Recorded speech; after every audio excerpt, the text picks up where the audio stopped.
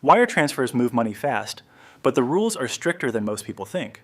A wire transfer is its own payment rail, and mixing it up with other transfers causes expensive mistakes. It's not the same as an ACH transfer, which is batch processed and easier to dispute. Wires also aren't automatically free. Many banks charge for sending and sometimes receiving. And once a wire is sent, you usually can't just cancel it like a card payment. Zelle isn't a wire, and the recipient name can still matter. A wire works like a set of bank-to-bank instructions that has to match exactly, because multiple parties pass the message along. You have your bank, the receiving bank, and sometimes an intermediary bank in the middle. For domestic wires, banks use US wire networks to send standardized payment messages. For international wires, many banks route through SWIFT, which is a global messaging system.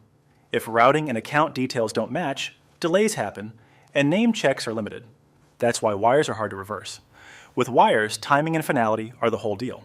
Once released, you may not get a do-over.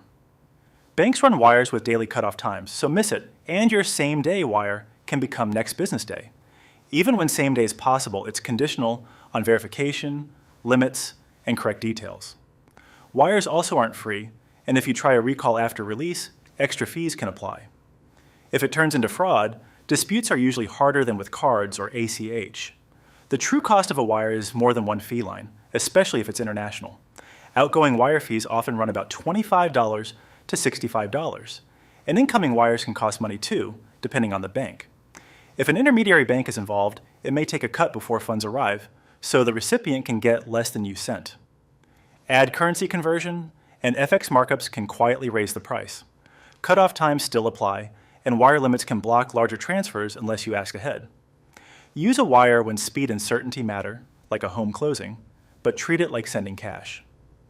Confirm every fee before you send, including incoming and intermediary costs. Always verify wire instructions independently. Call a known number, not the email signature, because invoice fraud targets wires.